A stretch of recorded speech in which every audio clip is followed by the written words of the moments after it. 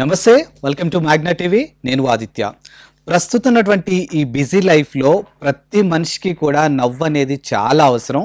But చాలామంది కూడా ఈ స్ట్రెస్ లైఫ్లో పడి నవ్వుకి కాస్త దూరం అయ్యారని నాకు అనిపిస్తుంది. సో మిమ్మల్ని అందరినీ కాస్త నవ్వించే ప్రయత్నం అయితే నేను చేస్తాను. సో ప్రస్తుతానికి మనతో పాటు స్టూడియోలో ఉన్నారు స్టాండప్ కమీడియన్ ఆది మాస్టర్ మనతో ఉన్నారు. సో ఏ మాత్రం లేట్ చేయకుండా సార్తో మాట్లాడదాం. నమస్కారం సార్. నమస్తే సార్. ఎలా ఉన్నారు? బాగున్నా సార్. చాలా రోజులైతుంది మిమ్మల్ని కెమెరాల ముందుగా నేను చూసి. So sir, first of all ఇదంతా స్టార్ట్ చేసే ముందు మా వ్యూవర్స్ కోసం ఏదన్నా మీ స్టైల్లో ఒక మంచి జోక్ అనొచ్చు, లేకపోతే ఒక మంచి డైలాగ్ అనొచ్చు. పిల్లల నుంచి స్టార్ట్ చేద్దామండి కామెడీ అనేది. ఒక తల్లి ఇద్దరు బిడ్డలతో ప్రయాణం చేస్తుందండి. ఒక పెద్ద బిడ్డ, ఒక చిన్న బిడ్డ. సికింద్రాబాద్లో ట్రైన్ ఎక్కారు. కొంత దూరం పోయిన తర్వాత పెద్ద బిడ్డ తల్లితో ఇలా అంటున్నాడు, అమ్మా ఇప్పుడు వెళ్ళిపోయింది కదా స్టేషన్, ఆ స్టేషన్ పేరేం పేరమ్మా? రే స్టేషన్ పేరు నీకెందుకు రా, కురుకురు తిని కూర్చోకుండా అమ్మా స్టేషన్ పేరు చెప్పు. అరే స్టేషన్ పేరు చెప్పడానికి ఏడుస్తావేరా, స్టేషన్ పేరు అడుగు. అదే అమ్మా అడుగుతున్నాగా. అరే ఇప్పుడు వెళ్ళిపోయిన స్టేషన్ భువనగిరిరా. అమ్మా భువనగిరిలో చెల్లి దిగిపోయిందమ్మా.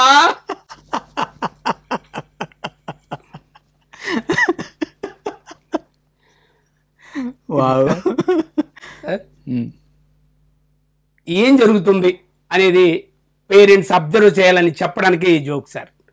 పిల్లలు ఎటు వెళుతున్నారు, ఏం చేస్తున్నారు అనేది మనం లుక్ వేయాలి సార్. వేస్తే గానీ మన అబ్జర్వేషన్ పనికిరాదు అనమాట. అబ్జర్వేషన్ స్కిల్ అంటారు దీన్ని.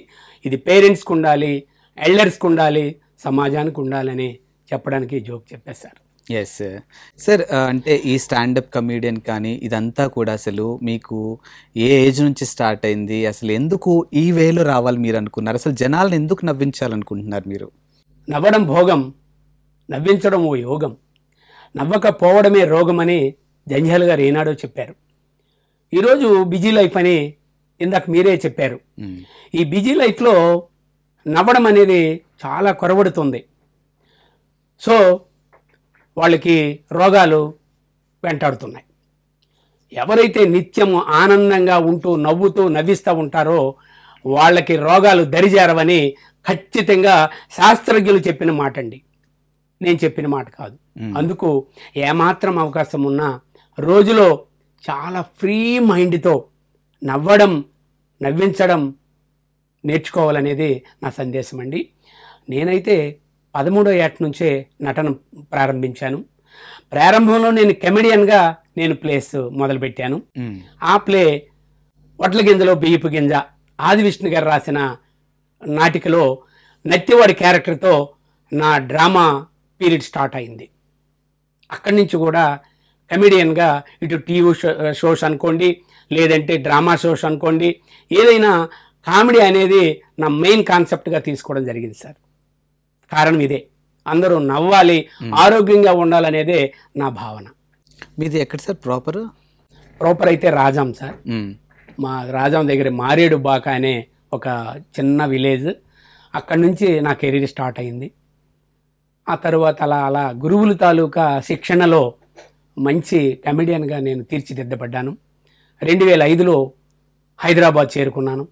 2005 నుంచి హైదరాబాద్లో ఈ మహానగరంలో ఈ కళల గురించి తెలుసుకుంటూ ఇక్కడ లక్షలాది మంది కళాకారులు ఎలా ఉన్నారు ఏంటి అనేది చాలా ఆశ్చర్యానికి గురి చేసింది నన్ను. ఇందులో నేను అసలు ఉండగలనా లేదా అనే భయం వేసింది. అలా అలా ఇక్కడ 2005లో యూసఫ్గూడ బస్తీలో మధు ఫిల్మ్ ఇన్స్టిట్యూట్లో మా గురువు గారు నటరాజ్ గారు ఆయన డైరెక్టర్గా ఉండేవారు. వారి దగ్గరికి చేరడం జరిగింది. వారు నాకు దయాభిక్షతో నా తాలూకా తపన చూసి వారు మైమ్ టిప్స్ నేర్పడం జరిగింది.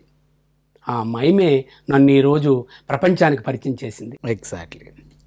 అండ్ మీరేమైనా అది కూడా కామెడీయే, ఎక్కువగా కామెడీ, మెసేజ్, ఈ రెండే చేస్తా సార్ మైమ్. నేను ఎటువంటి ప్రాపర్టీ ఉండదు సార్, ప్రాపర్టీ లేకుండా చేస్తా. అండ్ మీరు ఏమన్నా కామెడీ సీన్స్లో కానీ కామెడీ మూవీస్లో కానీ ఎప్పుడైనా యాక్ట్ చేశారా? ఓన్లీ టీవీస్లోనే చేసా సార్. ఎందుకు కామెడీ మరి షోస్ మూవీస్ సైడ్ ఎందుకు ట్రై చేయలేకపోయారు? చేయలేదు సార్, ఎందుకంటే నేను ఉద్యోగం చేసేవాడిని సార్. 2024 వరకు నేను జాబ్ హోల్డర్నే. ఒక హై స్కూల్లో స్కూల్ అసిస్టెంట్ సోషల్గా చేసేవాడిని. మరి జాబ్ వదిలేస్తే నా కుటుంబానికి దారి లేదని, దిక్కులేని వాళ్ళు అయిపోతారని భయపడి నేను హైదరాబాద్ వచ్చి షోస్ వేసుకొని మళ్ళీ వెళ్ళి ఉద్యోగం చేసుకుంటూ మళ్ళీ వచ్చి 20 సంవత్సరాల నుంచి హైదరాబాద్ నేను విడిచిపెట్టలేదు సార్. ఓకే.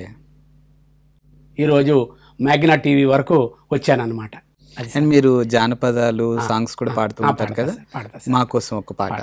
ఉత్తరాంధ్ర ఫోక్ అనేది చాలా పిక్యులర్గా ఉంటుంది సార్. అది రకరకాల పాటలు ఉంటాయి, అందులో ఒక చిన్న మచ్చుక అనమాట. ఇద్దరు భార్యాభర్తలు వాళ్ళు వాదించుకుంటుంటారు. భార్య భర్తకి సరి చేస్తుంటుంది, నువ్వు ఇలా వెళ్ళకు అలా వెళ్ళకని చెప్తుంది. ఆయన వినడనమాట. ఆ సీన్ ఒక 2 లైన్లో. సైకిల్ మానవా సైడ్ సూపులు మానవా, సైకిల్ మానవా సైడ్ సూపులు మానవా, సరి సరి దారి మానవా నా రాజా రమణం మిల్లు మానవా. సైకిల్ మాననే సైడ్ సూపులు మాననే, సైకిల్ మాననే సైడ్ సూపులు మాననే, సరి సరి దారి మాననే నా రాణి రమణం మిల్లు మాననే. ఆట మానవా పేకాట మానవా, ఆట మానవా పేకాట మానవా, సరి సరి దారి మానవా నా రాజా రమణం మిల్లు మానవా. ఆట మాననే పేకాట మాననే, ఆట మాననే పేకాట మాననే, సరి సరి దారి మాననే నా రాణి రమణం మిల్లు మాననే. ఇలా ఉంటుంది సార్. ఎస్, మీరు ఇప్పటి వరకు చేసినటువంటి షోస్లో మీకు బాగా గుర్తింపు వచ్చినటువంటి షో ఏదైనా ఉందా? ఉంది సార్. కన్యాశుల్కంలో మహేశం పాత్ర నా జీవితంలో మరపురాని మధురమైన, నన్ను కిరీటం తగిలించినటువంటి ఏకైక పాత్ర మహేశం. 2014 ఫిబ్రవరి 2 రవీంద్ర భారతిలో నాటకం 8 గంటల నాటకం చేస్తూ ఉంటే ఆ ఆడియన్స్ని చూసి పక్కనే ఉన్నటువంటి డిజిటల్ స్క్రీన్లు పెట్టారండి. ఆడియన్స్ థియేటర్ నిండిపోయింది. రవీంద్ర భారతి చరిత్రలో 8 గంటల నాటకం ఆడడం అదే మొదటిసారి అంట. అటువంటి నాటకంలో 9 నాటకాలు, 8 గంటల నాటకాలు, 4 గంటలు 6 ప్రదర్శనలు, 4 గంటల నాటకాలు మహేషం నేను చేయడం జరిగింది 2 తెలుగు రాష్ట్రాల్లో. అందులోంచి ఒక చిన్న డైలాగ్ అండి. కరటక శాస్త్రి అనేవాడు ఒక సంస్కృత పండితుడు. అతని దగ్గరికి ఒక శిష్యుడు వచ్చి సాంస్క్రిట్ నేర్చుకోవాలని తపన పడతాడు, కానీ ఈయన సాంస్క్రిట్ నేర్పడం. ఇప్పుడు గురువులు మాత్రం చెప్పినట్టు చేస్తున్నారు ఏంటంటే, చేయట్లేదు. అప్పుడు గురువులు కూడా అంతేగా. అప్పుడు ఈయన ఏం చేస్తాడు, శిష్యుడికి నాటకాలు నేర్పుతాడు, ఆడవేషం వేస్తాడు, వేసి పెళ్లి చేయాలని ఒక చిన్న మాయ చేస్తాడు. దాంతో శిష్యుడు విసిగిపోయి ఒంటరిగా కూర్చొని తన స్వగతాన్ని ఇలా చెప్తున్నాడు. 6 నెలలకు ఓ మాట పుస్తకం పట్టుకుంటే కొత్త శ్లోకాలు పాశ్లోకాలు ఒకలా కనబడతాయి. ఇప్పుడు కొత్త శ్లోకం కనుక్కోమంటే నా సఖ్యమా? సిద్ధాంతిని ఎవరినైనా ప్రశ్నని కనుక్కోవాలి. ఏ శ్లోకం కనబడితే ఆ శ్లోకం చదువుతాను. మృగా ప్రియాళు ద్రుమమంజరీనాం. ఇదేదో చదివిన జ్ఞాపకంలా ఉంది. లేళ్ళు పరిగెత్తాయని కాదు, లేళ్ళు పరిగెత్తే ఎవడికి కావాలి, పరిగెత్తకపోతే ఎవడికి కావాలి? కుక్కలు పరిగెత్తున్నాయి కావా, పిల్లులు పరిగెత్తున్నాయి కావా, నక్కలు పరిగెత్తున్నాయి కావా? పనికొచ్చే మొక్క ఒక్కటి ఈ పుస్తకంలో లేదు. 4 అంకెలు బేరీజు వేయడం, వడ్డీ వాసి కట్టడం కాళిదాసుకి ఏం తెలుసును? తెల్లవాడిదా మహిమ. ఏ కొండలు ఎక్కడున్నాయో, ఏ పట్టణం ఎక్కడుందో అడగవయ్యా గిరీశం గారిని, నిల్చున్న పాటలు చెబుతాడు. ఎట్లా ఉంటుంది సార్. అండ్ మీరు చెప్పే అన్ని కూడా మీరు ఓన్గా రాసుకుంటారా, లేకపోతే మీకు ఎవరైనా? ఇప్పుడు చెప్పిన డైలాగ్ గురజాడ అప్పారావు గారి నాటకం సార్, కన్యాశుల్కం. మహాకవి గురజాడ. ఇదంటే ఓకే. అంటే మామూలుగా మీరు చెప్పేవి? మామూలుగా చెప్పేదంటే కొన్ని క్రియేట్ చేస్తుంటా సార్, కొన్ని స్కిట్స్ క్రియేట్ చేసుకుంటాను. సపోజ్ ఈ రోజు ఒక షో చేయాలనుకోండి, అక్కడ పరిస్థితిని బట్టి, అక్కడ ఏరియాని బట్టి ఏ జోక్స్ బాగుంటాయో, ఎట్టి పరిస్థితిలో నా జోక్స్ వల్గారిటీ ఉండదు. ఓకే. నా 35 సంవత్సరాల కళా జీవితంలో ఒక్కరోజు కూడా ఒక్క వల్గారిటీ డైలాగ్ వచ్చిందంటే ఆ రోజుతో నేను కళారంగానికి స్వస్తి పలుకుతా.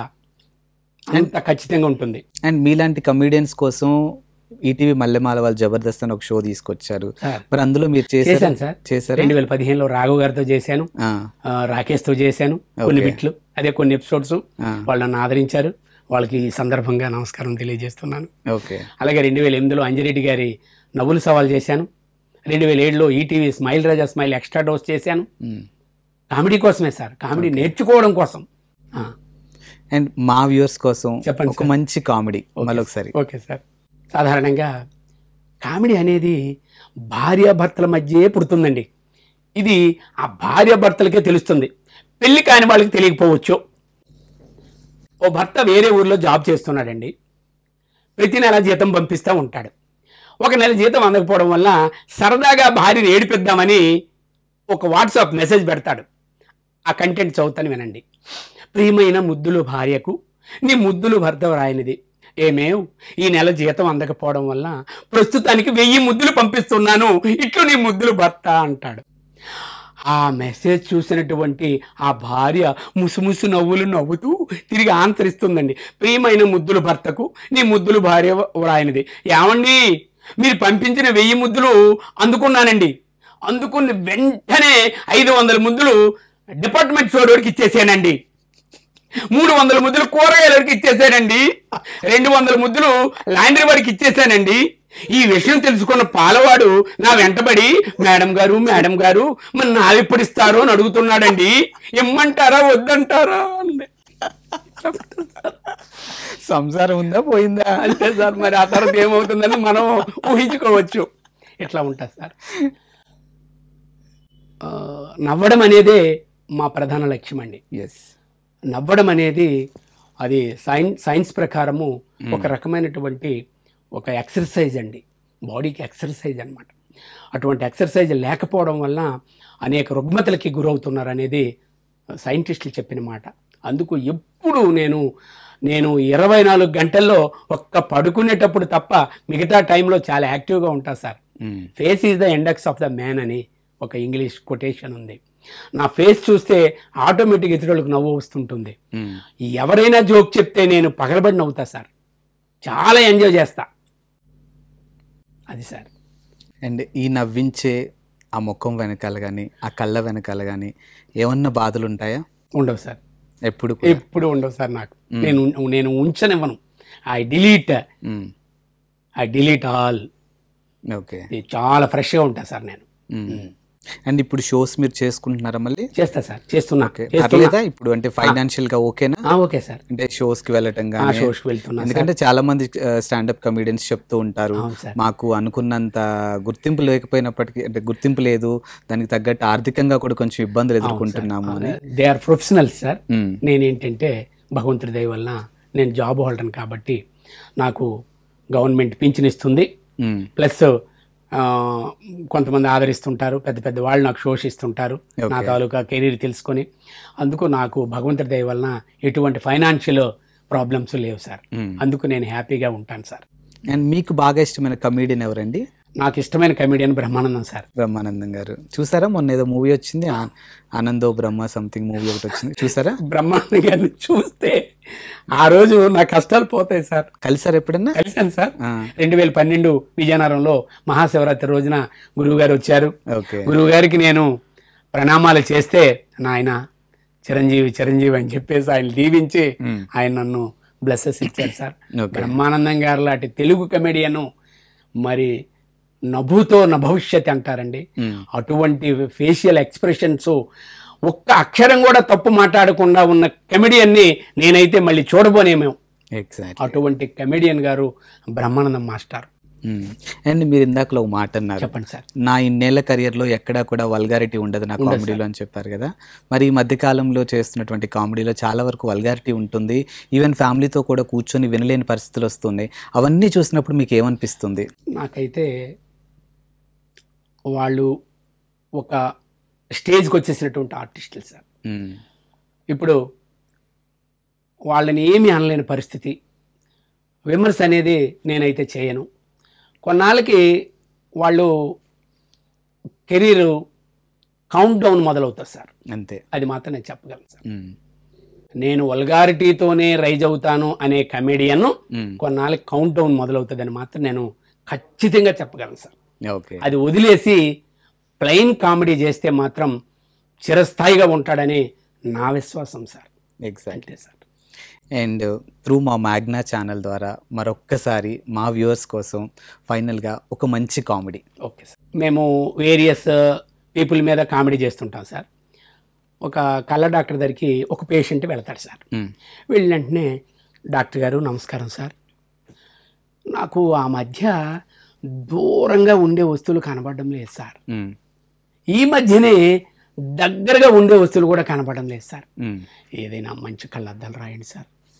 డాక్టర్ గారు అంటారన్నమాట, నేను అందుకే కదట అయ్యా ఉన్నాను, నీకు కంప్యూటర్ మీద చెక్ చేసి మంచి కళ్ళద్దాలు రాస్తాగా. ఓకే, నీ పేరేం పేరు? Aditya. Okay okay okay okay నాయన, టెస్ట్ చేసేసాను. ప్రిస్క్రిప్షన్ ఇస్తాడండి, చీటీ. అందులో 3 కళ్ళద్దాలు ఉంటాయి సార్. పేషెంట్ కాస్త కంగు తిని, సార్ డాక్టర్ గారు చిన్న రిక్వెస్ట్ సార్, 3 కళ్ళద్దాలు ఎందుకు రాశారో తెలుసుకోవచ్చా సార్? వెరీ గుడ్ అయ్యా, నువ్వు నిజమైన పేషెంట్ అయ్యా. ఎవరైతే డౌట్స్ ఎక్స్ప్రెస్ చేస్తారో వాళ్ళు నిజమైన పేషెంట్ అయ్యా. వెరీ గుడ్, నేను క్లారిఫికేషన్ ఇస్తాను చూడవయ్యా. ఆ మొదటి కళ్ళద్దం దూరంగా ఉండే వస్తువులు కనపడడానికి అయ్యా. ఆ రెండో కళ్ళద్దం దగ్గరగా ఉండే వస్తువులు కనపడడానికి అయ్యా. మూడోది సార్, ఆ మూడోది ఈ 2 కళ్ళద్దాలు ఎక్కడ పెట్టావో కనపడడానికి అయ్యా. అలా డాక్టర్ గారు తను చేసినటువంటి విషయాన్ని అలా జాగ్రత్తగా కవర్ చేసుకుంటారు సార్. అలా ఉంటారు సార్.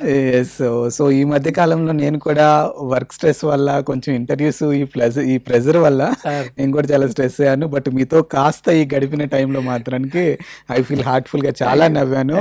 అండ్ మీరు మాలాంటి వాళ్ళని, ఇంకా చాలా మంది వారిని మరింతగా నవ్వించాలి, మీరు మరిన్ని షోస్ చేయాలని త్రూ మా మ్యాగ్నా ఛానల్ ద్వారా కోరుకుంటున్నాను. అండ్ మాకు కాస్త మంచి క్వాలిటీ టైం ఇచ్చినందుకు థ్యాంక్ యూ అండి. Thank you so much. ధన్యవాదాలు సార్. మ్యాగ్నా టీవీ మొత్తం యాజమాన్యానికి నేను ధన్యవాదాలు తెలియజేస్తున్నా సార్.